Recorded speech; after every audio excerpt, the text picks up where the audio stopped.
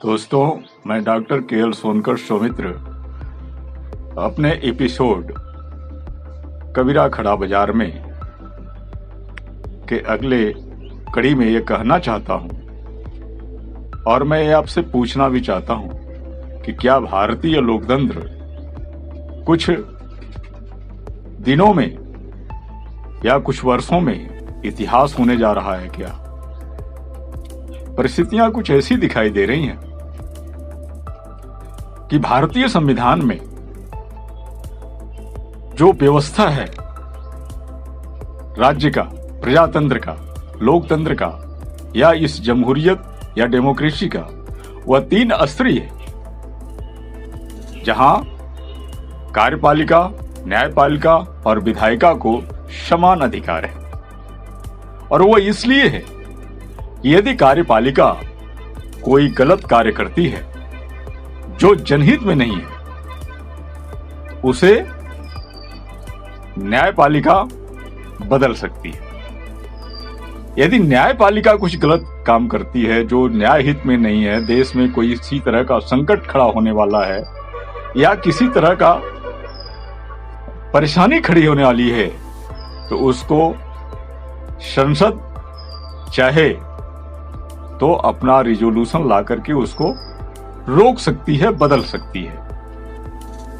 तीनों को, कार्यपालिका, न्यायपालिका और विधायिका को पूरा का पूरा अधिकार है और तीनों स्वतंत्र हैं। लेकिन इधर देखा जा रहा है कि न्यायपालिका के आदेश को ठेंगा दिखाया जा रहा है, जबकि ऐसी बात नहीं थी। न्यायपालिका का जो आदेश हुआ वो जनहित में है और लग रहा है और होगा भी, होता भी। पिछले शासन के इतिहास में एक ही इतिहास है कि जब सर्वोच्च न्यायालय ने फैसला दिया था शाहबानो केस में, उसमें एक उबाल किसी वर्ग में आया था। वह उबाल अगर सही कहा जाए तो वो जनतांत्रिक नहीं था, बल्कि वो मजहबी एक उबाल था। फिलहाल तत्कालीन सरकार अस्थिरता को रोकने के लिए संसद में रिजोल्यूशन लाकर के सुप्रीम कोर्ट के इस फैसले को रोक दिया। हालांकि बौद्धिक वर्गों ने इसकी आलोचना की। ये एक ही इतिहास है जिसके हमारे वर्तमान शासन के मुखिया कहते हैं कि 60 साल में क्या हुआ, लेकिन 9 साल के अंदर जिस तरीके से ठेंगा दिखाया जा रहा है न्यायालय के आदेश को, वह एक तरह से बेहद चिंतनीय है और ठीक नहीं है। हर चीज को जब एक ही सत्ता का अंग या एक ही व्यक्ति अपने जब हाथ में ले लेता है, तो निश्चित तौर से वह तानाशाही का उदाहरण बनता है।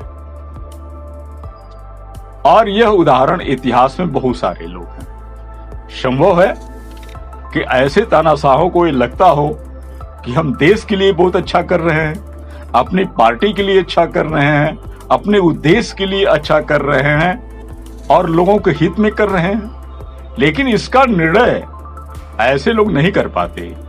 इसका निर्णय उस देश का, इस दुनिया का बौद्धिक वर्ग करता है और वही एक उदाहरण बनता है।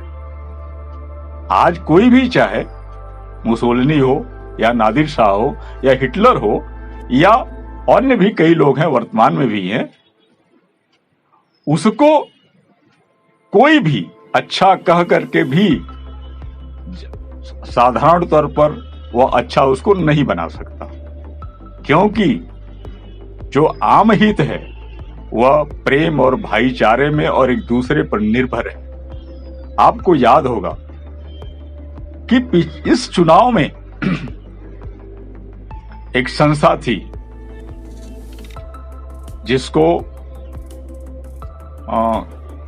क्या नाम है कि चुनाव चुनाव में जितने लोग जीत करके आए, अब मुख्य रूप से वर्तमान शासन में स्थापित 2,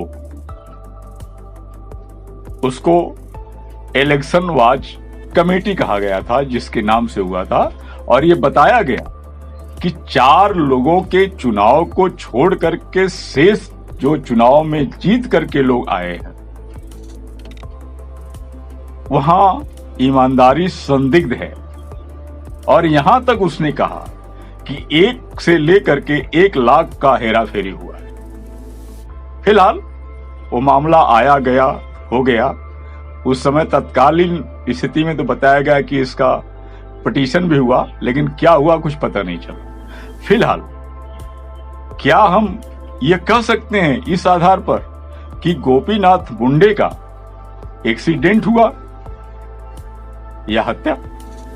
फिलहाल वह एक्सीडेंट के रूप में चला गया और उसके बाद में बहुत सारे उसकी बातें आई है। यह एक बहुत चिंतनीय बात है कि सुप्रीम कोर्ट की क्या दिक्कत है इनसे। इसका मतलब है कि कहीं न कहीं या तो अपनी, जिसको जो भी नाम दिया जाए वो कम है, या हस्तक्षेप पसंद नहीं है। और जिस शासन में, जिस व्यवस्था में हस्तक्षेप न्यायालय का पसंद न हो, ये तो और भी चिंता की बात है। हमें आपको सोचना है, आखिर टीएन शेषन को हम क्यों याद करते हैं? क्यों जो है कि चुनाव आयोग को अपने मुट्ठी में रखा जा रहा है? मामला संदिग्ध है और हर व्यक्ति को सोचने की जरूरत है, देश कहां जा रहा है। हर व्यक्ति जो यहां का थोड़ा सा भी समझ रखता है वो समझ रहा है।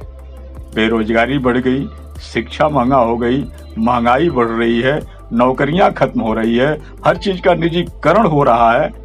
अगर सारे देश का सारा उद्योग निजी हाथों में चला जाएगा तो संसद क्या सरकारी रह जाएगी? न्यायालय क्या सरकारी रह जाएगा? ये कार्यपालिका, न्यायपालिका और विधायक किस लिए सरकार के रहेंगे? किस लिए शासन सत्ता के रहेंगे? तब तो वो अपने तो ही फैसला करेंगे जो निजी संस्थानों के मालिक कहेंगे। तो ये सारी चीज सोचने की जरूरत है।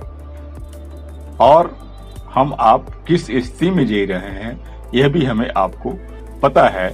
इसलिए इन सारी चीजों पर हर व्यक्ति को गौर करने की आवश्यकता है कि हमारा लोकतंत्र बच रहा है, बचेगा कि नहीं बचेगा। इसी के साथ मैं अपनी बात यही समाप्त कर रहा हूं। आप सभी लोगों को धन्यवाद।